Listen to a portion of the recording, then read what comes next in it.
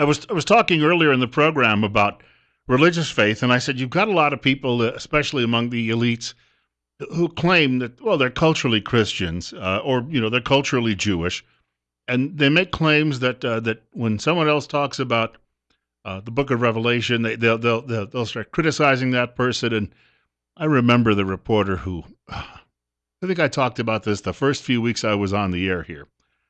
There was a reporter who criticized Scott Walker, who at the time was not sure that he was going to get in. It has to be really close to the beginning of my time here at KLIX, because Walker got into the race, was only there for a short while, and then got out of the race.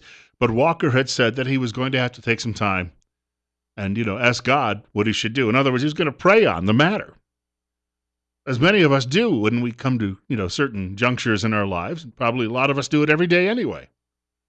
And this reporter started mocking Scott Walker for saying Scott Walker thinks he can talk to God. And somebody pulled the reporter aside and said, well, actually, among some of the largest religious faiths in the world, people do believe that. It's called prayer. And then the guy wrote a somewhat of an apology at a website where he said, well, I had no idea that this is what Christians believed. What? Where have you been? This is just... So they go around and they attack people. And Michele Bachmann said over the weekend, she said, she pretty much said the end times are close.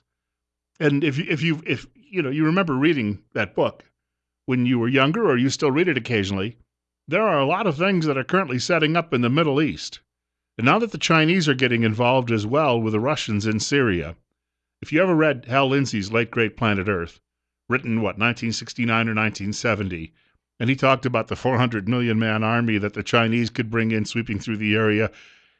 And where all of this is going on is not too far away from El Megiddo, which is an actual physical location, which translates into Armageddon.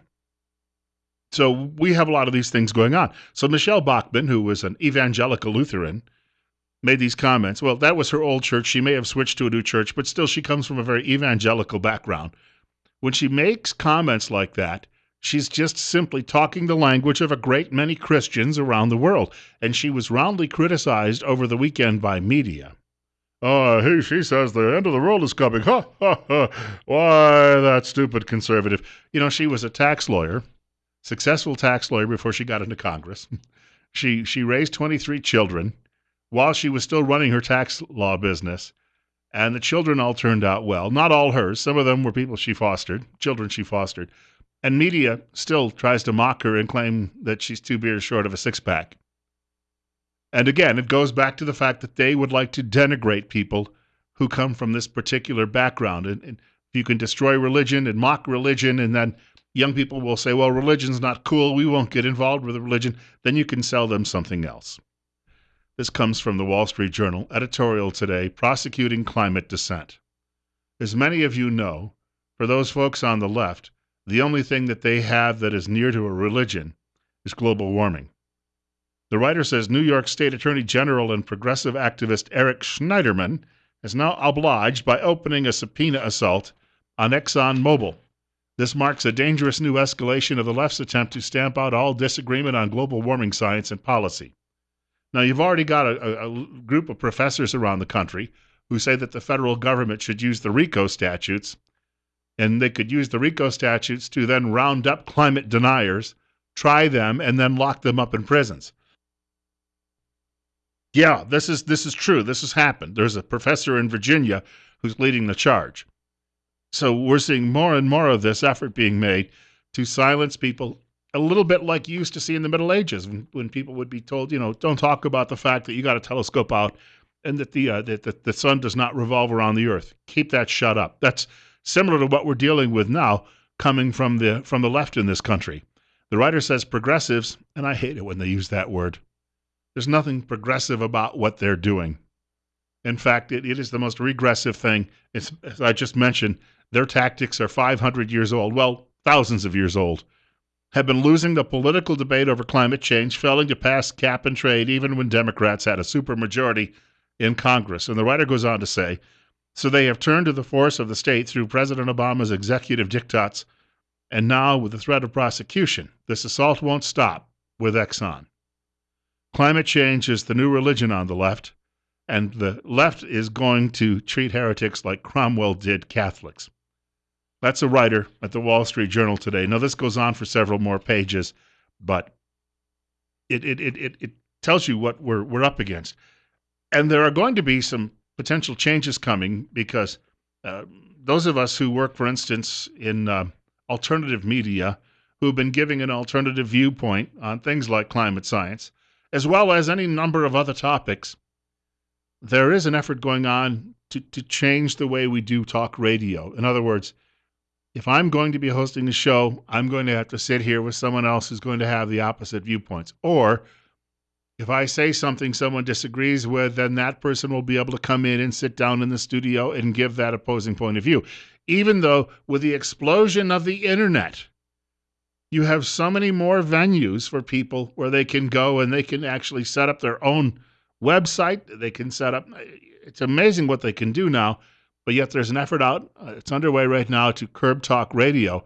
And I also believe if you can now prosecute people for being climate deniers, that if someone is a climate denier on the radio, then you can start prosecuting those people as well, not just ExxonMobil, because if the government figures it can take on ExxonMobil, which is a massive corporation with a fleet of lawyers that is among the best in the world, how do you think a little guy like me, all right, well, I'm not a little guy, but I'm doing a show in a smaller community in the middle of the high desert, and I'm doing this show, and if I'm a climate denier, it won't take them long to come and knock me out of the way. And how about the rest of you? If you show up at some demonstration and you have a counter demonstration and you hold up a few placards and say that the other people are bats, nuts, kooky, are they going to come after you then? This is the future, apparently, of government in this country.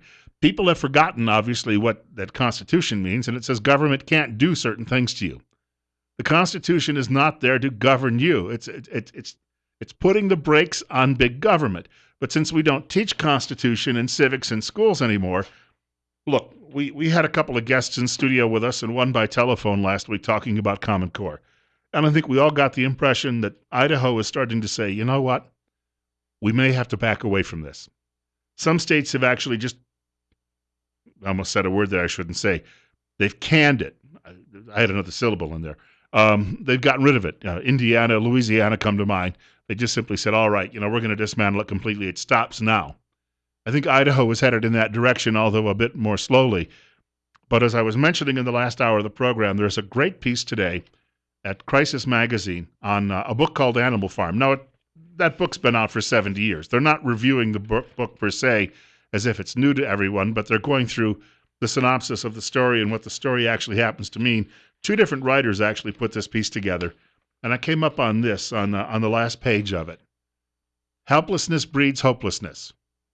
Charlatans, the writer says, like Comrade Trump are embraced. Lies like Planned Parenthoods are believed. Media distortions of history are made gospel with unquestioning acceptance. Work harder, America.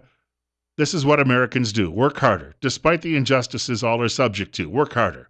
Comrade Pelosi smilingly says we must pass the Affordable Care Act, that is Obamacare, to find out what is in it. Profound. Passed. Work harder. Comrade Clinton's emails are as inconsequential as the Benghazi YouTube raid. Forgiven. Forgotten. Work harder. Comrade Biden is a good Catholic because he is pro-choice. Hosanna, hallelujah, work harder. Comrade Obama is a wise, fearless leader whose nuclear deal with enemy Iran secures the future. All hail the wise, fearless leader. Don't mind the Iranians testing missiles inherently capable of delivering a nuclear weapon. Work harder. What else can we do? Do not ask questions, comrade. Put your head down and work harder. As did Comrade Boxer before his loving conquerors, Comrade Squealer and Comrade Napoleon. Now, those are some of the characters in Animal Farm. The writer goes on to say there is certainly nothing in America's democratic Common Core educational system that prepares citizens for democracy. Soft tyranny has become the obvious objective, producing agents that are thoroughly thoughtless and indelibly indoctrinated who automatically regurgitate the party lines of liberal acceptance. So, if you don't believe in climate change, you've got to go to jail. If you believe in a biblically based Christianity and you believe that certain lifestyles are wrong, you've got to go to jail. If you believe that the state should not have control over raising your children, you'll have to go to jail. There's some sad, sad stories I came across over the weekend. I posted them to my personal Facebook page. There was just a conference wrapped up in England where the conference is they're trying to use it to rationalize and then legalize pedophilia.